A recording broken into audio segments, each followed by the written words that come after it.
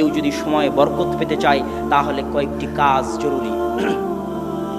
এক, সময়ে বরকত পাওয়ার জন্য জরুরি হচ্ছে আল্লাহ সুবহানাহু তাআলাকে স্মরণ করা, আল্লাহ সুবহানাহু তাআলার জিকির করা। আল্লাহ সুবহানাহু তাআলার স্মরণ করা এত বড় ইবাদত, এত বড় ইবাদত, এত বড় ইবাদত যে আল্লাহ সুবহানাহু তাআলা বলছেন, ইউনুস যদি মাছের পেটে আমাকে স্মরণ না করত তাহলে আমি ইউনুসকে কিয়ামত পর্যন্ত মাছের পেটে রেখে দিতাম। আল্লাহকে স্মরণ করা এত বড় ইবাদত, আল্লাহকে স্মরণ করা এত বড় ইবাদত। আল্লাহ বলছেন, ফাযকুরুনি আযকুরুকুম।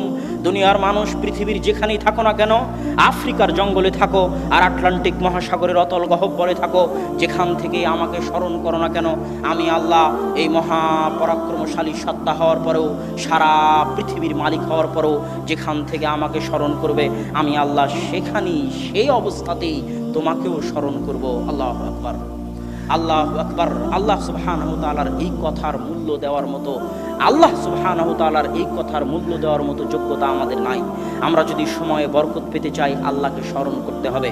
দলিল, ফাতেমা রাদিয়াল্লাহু তাআলা আনহা যখন আল্লাহ রাসূলকে বললেন, আল্লাহ রাসূল, আমার হাত ওই আটা পিষার জন্য ওই জাতা ঘুরাতে ঘুরাতে আমার হাত ঘা হয়ে গেছে, হাতে ব্যথা হয়ে গেছে, হাত লাগে, হাত ব্যথা হয়ে গেছে, চামড়া জড়সড় হয়ে গেছে, আপনি আমাকে একটা খাদেম দিন।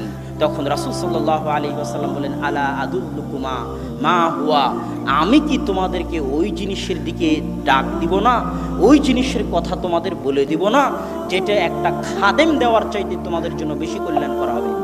ফাতেমা রাদিয়াল্লাহু তাআলা আনহা চাইলেন খাদেম, আর আল্লাহর রাসূল বলতেছেন খাদেমের দরকার নাই, একটা জিনিস বলে দিচ্ছে ওটার উপর যদি আমল করো খাদেমের চাইতে বেশি উপকার পাবা।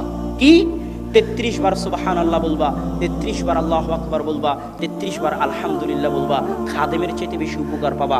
মানুষ এই হাদিস শোনার পরে মনে করে এটা শুধু আধ্যাত্মিক ব্যাপার, এটার সাথে দুনিয়ার কোনো সম্পর্ক নাই, অথচ এটা অবাস্তব। আল্লাহ রাসূলের কাছে চাওয়া হচ্ছে খাদেম, কাজের লোক চাওয়া হচ্ছে, আর আল্লাহ রাসূল শিখিয়ে দিচ্ছেন কি? কথা বলেন না কেন? আল্লাহ রাসূল কি শিখিয়ে দিচ্ছে? জিকির শিখিয়ে দিচ্ছে। এটা অবাস্তব কিছু নয়, এটা বাস্তব।